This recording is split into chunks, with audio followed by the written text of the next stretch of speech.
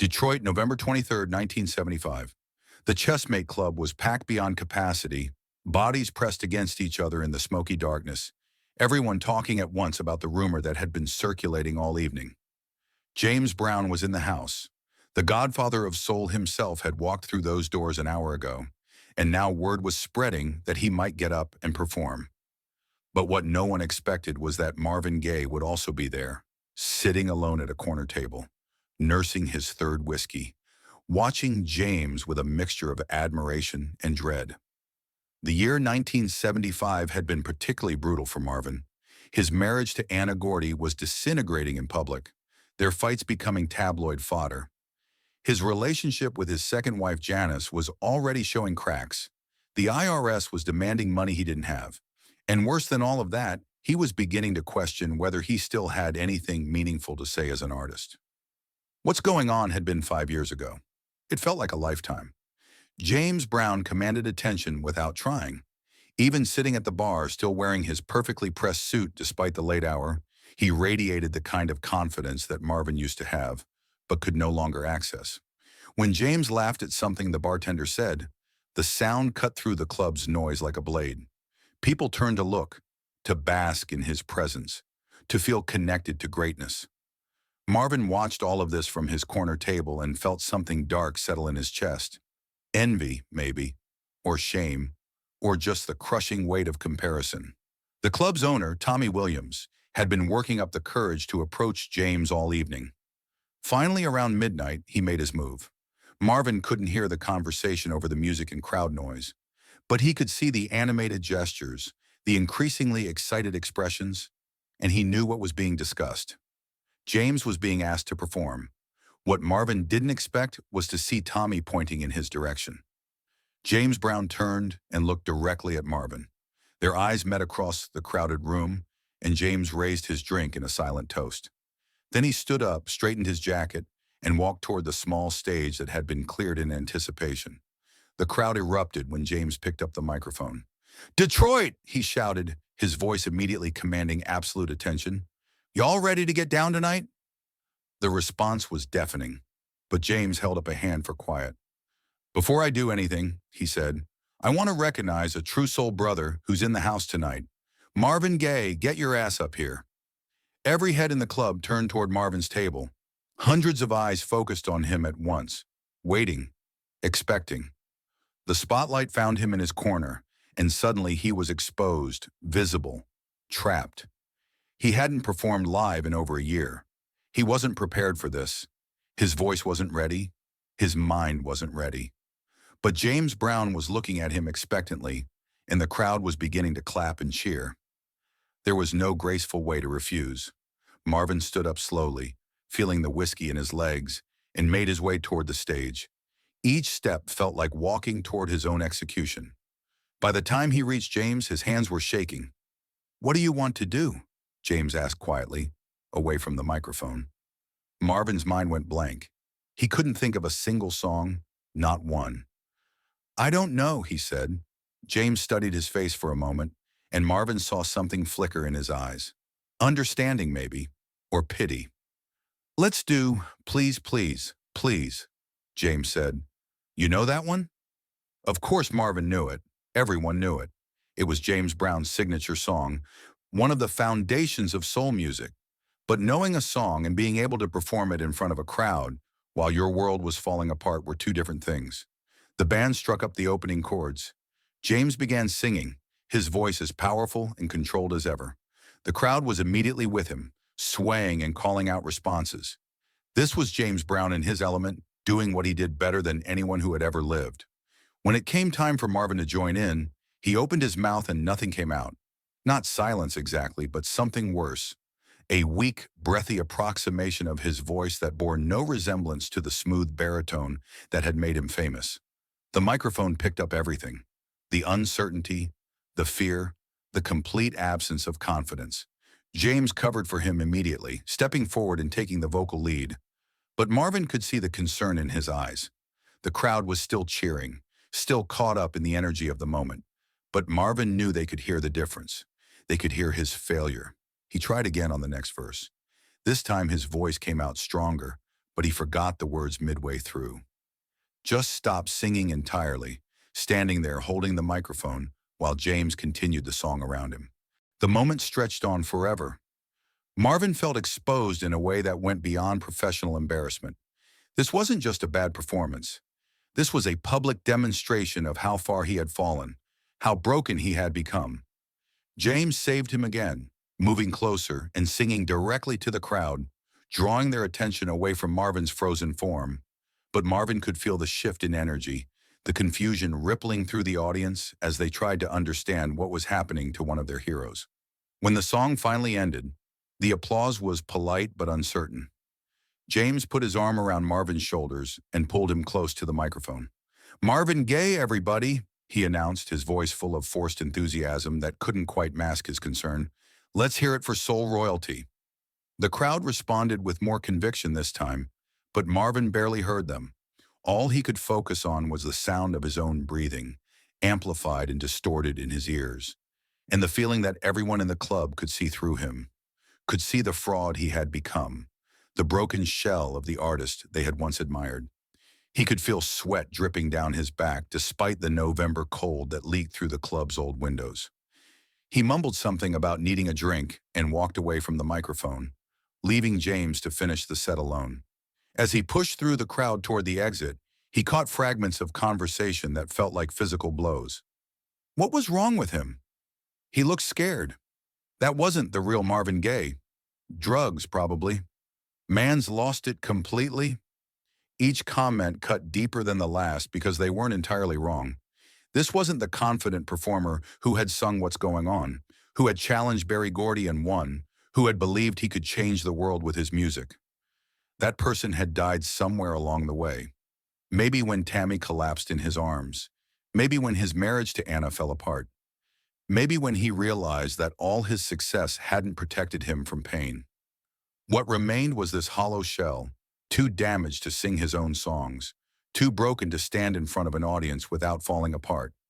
And the worst part was that he could see it all clearly, could watch his own deterioration from the outside like a detached observer, but couldn't find a way to stop it. The bathroom door slammed behind him as he escaped the main room. Under the harsh fluorescent lights, Marvin caught sight of himself in the cracked mirror above the sink. The man looking back at him was a stranger. Hollow cheeks, bloodshot eyes, hands that wouldn't stop shaking. When had he become this person?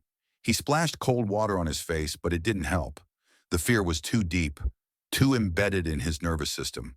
It wasn't just stage fright, it was something more fundamental, a loss of faith in his own voice, his own worth. Behind him, the bathroom door opened, and another man entered. Marvin didn't look up, but the man spoke anyway. "You all right, brother?" Marvin looked up to see a middle-aged black man in a work shirt. No one he recognized, just another club patron. But there was kindness in his voice. "I'm fine," Marvin said automatically. The man stepped up to the sink beside him. "You sure? You look like you've seen a ghost." Marvin almost laughed. He had seen a ghost. His own. "Sometimes," the man continued, "when I'm having a bad day, I remember something my grandmother used to say. She said, 'The river keeps flowing, even when it hits the rocks.' You know what I mean?" The simple wisdom cut through his panic in a way that more sophisticated advice couldn't. This man didn't know who Marvin was, didn't care about his reputation. He was just offering human kindness. "Thanks," Marvin said quietly. Outside the club, Detroit's November air hit him like a slap. Marvin leaned against the brick wall and lit a cigarette with hands that were still shaking. He had thought that being around other musicians might remind him why he had fallen in love with music in the first place.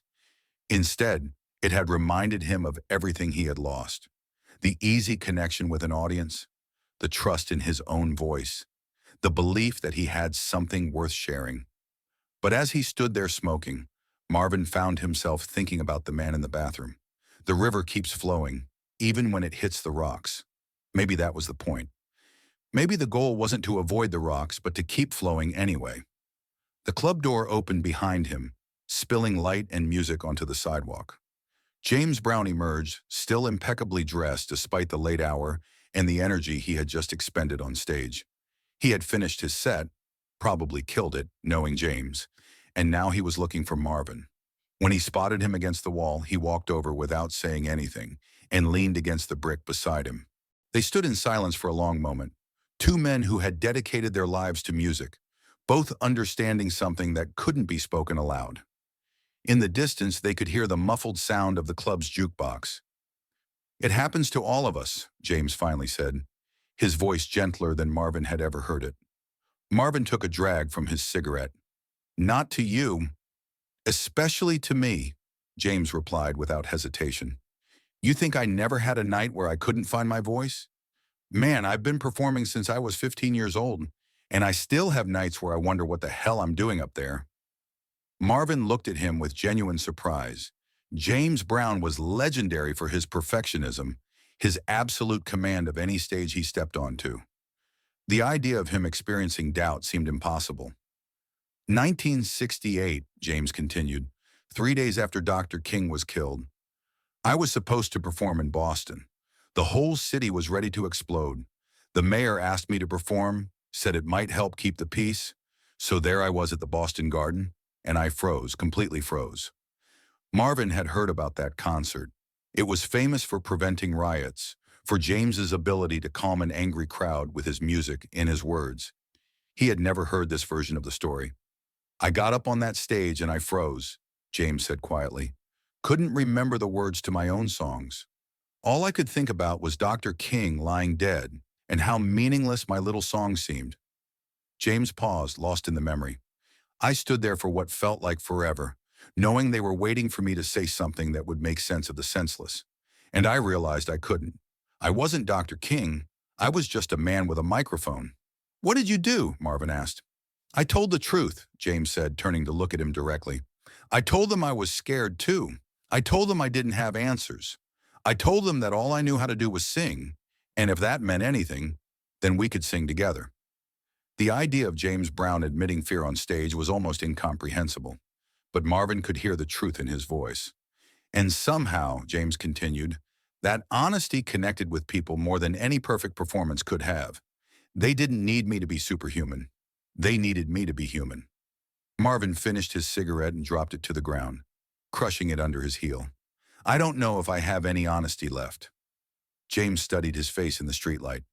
"You want to know what I saw up there tonight?" Marvin wasn't sure he did, but he nodded anyway. "I saw someone trying so hard to be perfect that he forgot how to be real," James said gently. "You were so worried about living up to some image that you couldn't just be Marvin Gaye, the man, not the legend." The words hit harder than Marvin expected, cutting through all his defenses and landing somewhere deep in his chest. Because James was absolutely right. Marvin had spent so much energy trying to maintain the facade of the confident artist, the social consciousness, the smooth romantic voice, that he had lost touch with the actual human being underneath all of that. He had become a prisoner of his own reputation. "The voice you're looking for," James continued, "it ain't the one from 5 years ago.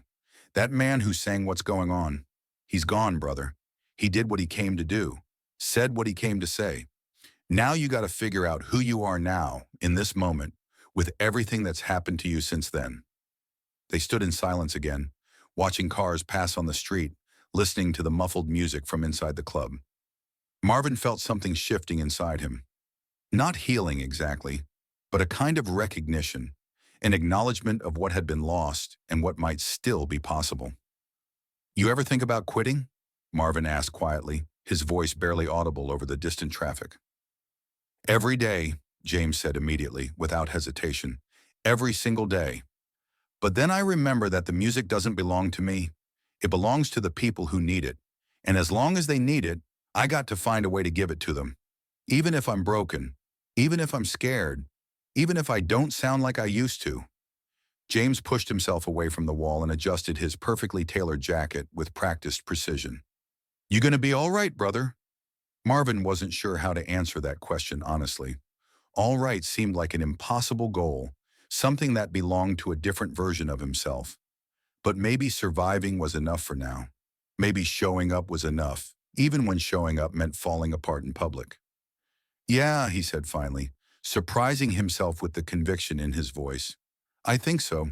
James nodded and headed toward his car. his footsteps echoing in the empty street.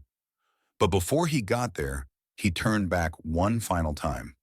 "Next time you get up on stage," he called out, his voice carrying clearly in the cold night air, "don't try to be perfect. Just try to be present." Marvin watched him drive away, then stood alone on the sidewalk, thinking about what James had said. The honest version of himself felt too raw, too exposed to share with an audience. But maybe that was exactly what people needed to hear. 3 years later, when Marvin was recording "Here, My Dear," his brutal examination of his failed marriage, he would remember this conversation. The album would be critically acclaimed, but commercially disappointing, too honest for radio. But it would be real in a way his earlier work had never quite achieved. And when Marvin was in Belgium in 1981, broken and contemplating ending his life, he would remember James Brown's words about the music not belonging to him. It would help him find the strength to record Sexual Healing, to attempt one more comeback. The night at the Chessmate Club became a turning point, though Marvin wouldn't recognize it as such for years.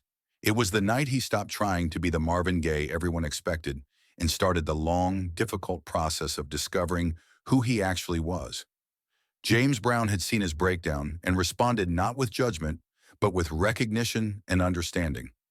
One broken artist acknowledging another, and in that moment of genuine connection, something new became possible. Not healing, not perfection, but the courage to keep going anyway. In his final interviews, Marvin would sometimes mention that night, though he never named James Brown directly.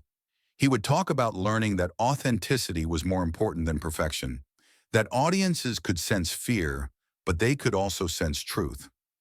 The Chessmate Club closed 2 years later, but people still talk about that night when two legends who shared a stage and one of them fell apart in front of everyone. What they don't know is that the falling apart wasn't the ending of the story. It was the beginning of something else entirely new.